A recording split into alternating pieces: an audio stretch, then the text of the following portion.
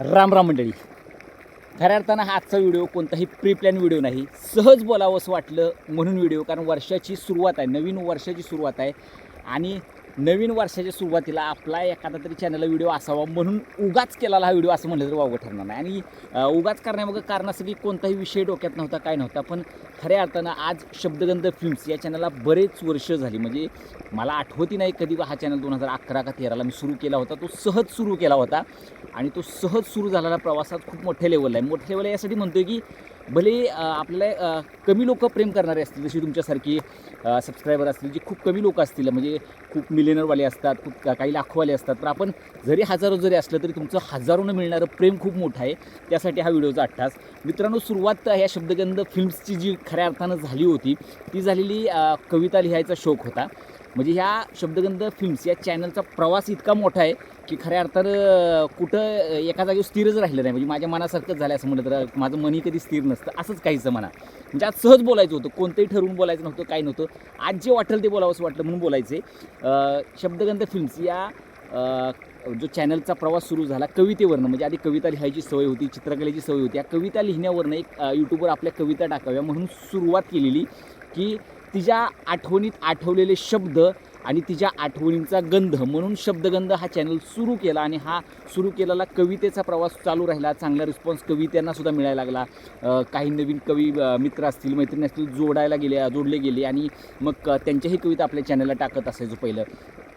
तो प्रवास हळूहळू मग कॉमेडी व्हिडिओकडे बदली सुरू झाला. मग मित्रांना गावातल्या सोबत घेऊन काही कॉमेडी व्हिडिओ, त्यावेळी मला वाटते स्माईल प्लीजसारख्या सिरीज असतील, बाळूसारख्या सिरीज असतील, त्या चालू केल्या. त्यात थोडा रिस्पॉन्स भेटायला लागला. आणि सगळ्यात मोठा या चॅनलचा प्लस पॉईंट होता, जी आम्ही सगळ्यात पहिल्यांदा शूट केलेली फिल्म होती मोहीम म्हणून. मोहीम पार्ट 1 आणि मोहीम पार्ट 2 अशा 2 फिल्म्स आम्ही शूट केलेल्या. ज्यामध्ये मोहीम 1मध्ये आम्ही 3 लहान मुलांची स्टोरी होती. खूप इंटरेस्टिंग स्टोरी होती. तुम्ही अजून पण चॅनलला आपल्या मोहीम सर्च केलं की मिळेल आपल्या चॅनलवर. तो व्हिडिओ आपल्या सगळ्याला पीकमध्ये होता. जास्त व्ह्यू नव्हते, 25-30 हजार व्ह्यू असतील. पण त्यावेळी 25-30 हजार व्ह्यू 2012, 13, 14ला काय असेल ते खूप मोठे होते. कारण मी तेव्हा आर्मीमध्ये असताना तो कंटेंट शॉर्ट फिल्म केली होती. शॉर्ट फिल्म करण्यामागं कारण असंच होतं की जैसलमेरला असताना तिथला किल्ला बघायला महाराष्ट्रातील माणसं आली होती. आणि ती किल्ला बघत असताना त्यांच्या तोंडातून एक शब्द आले की महाराष्ट्रातील किल्ले बघण्यासारखे नाही आहेत. म्हणून तो कंटेंट केला होता की महाराष्ट्रातील किल्ले किती बघण्यासारखे आहेत. कारण महाराष्ट्रातील किल्ल्यानं खूप काही साहस असतील, खूप काही भोगलं आहे. आणि म्हणून ते आज जरी डगमळीत असले तर त्यांचा जो बेस आहे तो खूप मजबूत आहे. म्हणजे जैसलमेर साईडचे किल्ले बघितले तुम्ही, दिल्लीचे किल्ले बघितले तर ते जसेच्या तसे दिसतात.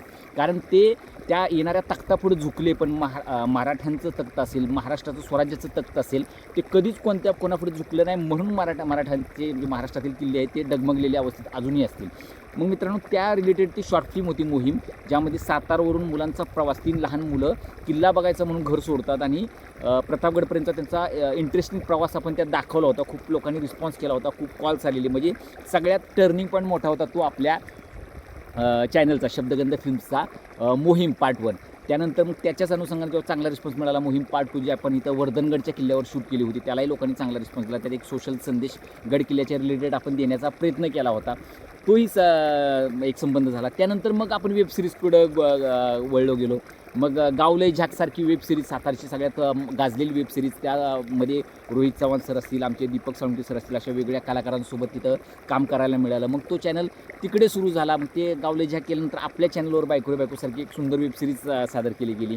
असा म्हणजे भयान प्रवास. भयान म्हणजे काही सांगू शकत नाही. ह्या चॅनलमध्ये काय फिक्स कविता झाल्या, पेंटिंगचे काही व्हिडिओज पडले, त्यानंतर शॉर्ट्स व्हिडिओ स्माईल प्लीजचे पडले, त्यानंतर शॉर्ट फिल्म्स पडल्या, ज्यामध्ये व्यथा शॉर्ट फिल्म असेल, पाण्याची short film specially 13 lakh views आहेत त्या पाण्याच्या शॉर्ट फिल्मला. ती पाण्याची शॉर्ट फिल्म असेल तीही खूप गाजली. लोकांनी 13 लाखपर्यंत त्याला रिस्पॉन्स दिले, ज्याला आपण खूप मेहनत घेतली होती शॉर्ट फिल्मला. आणि नक्कीच चांगल्या, आपण म्हणतो ना, चांगल्या स्पर्धेमध्ये सुद्धा उतरवलं होतं त्याला, पण तिथं चांगला रिस्पॉन्स मिळाला नव्हता. मग ते करत असताना बायको रे बायको झालं, म्हणजे वेबसिरीज झाली, शॉर्ट फिल्म झाल्या, अशा अनेक कंटेंट केल्यात. मध्ये आधी ब्लॉगिंगसुद्धा झालं. पाणी फाउंडेशनसारख्या कामामधले व्हिडिओज काय पडले. म्हणजे या चॅनलनं इतकं काय चढ उतार बघितलेत की ते स्वतः कळायला लागले त्यांना की ह्या चॅनलचे जे ओनर आहेत, ओनर म्हणजे खरं मी ओनर नाही, तुम्ही सगळेच ओनर आहात, कारण तुम्ही सगळ्यांचा सपोर्टमुळे हा चॅनल आहे. तर हे कुठेही स्थिर स्थावर नसतात.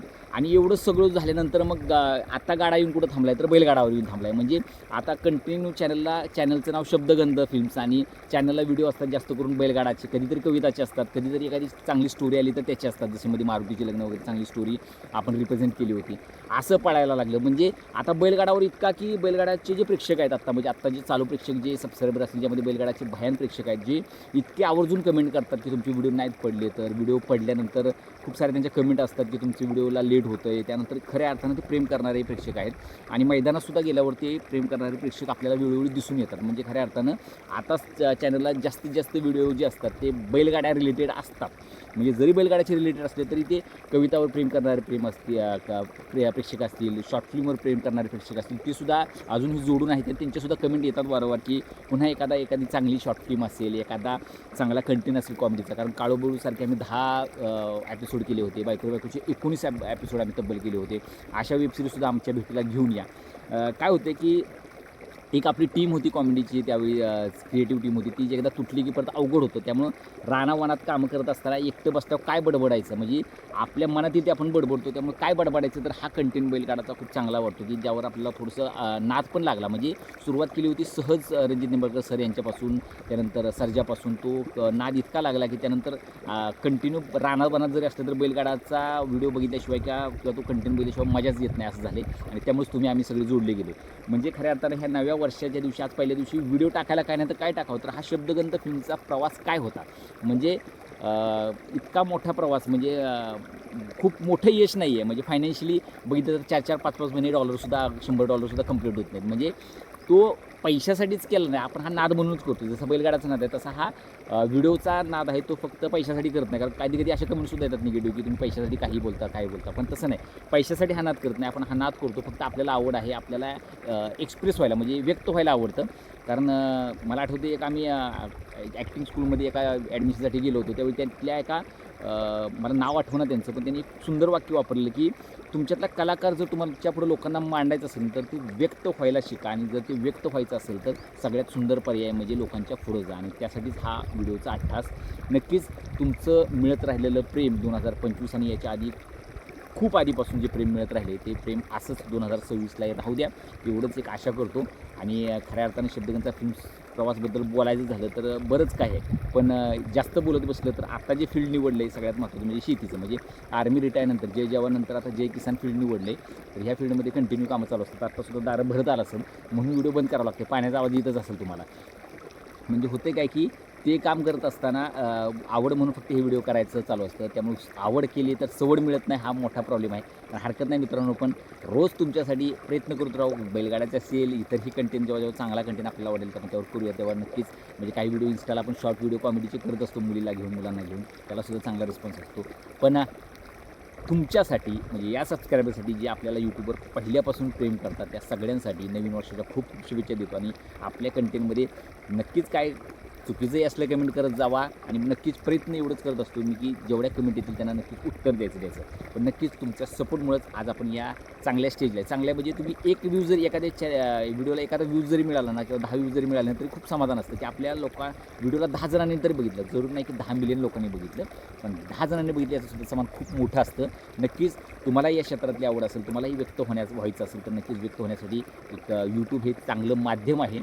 बाकी करत राहा, मेहनत करत राहा, कारण कष्टाला पर्याय नाही. त्यामुळे आता कष्ट करायची वेळ झालेली आहे, दार मोडायची वेळ झाली. चला तर राम राम.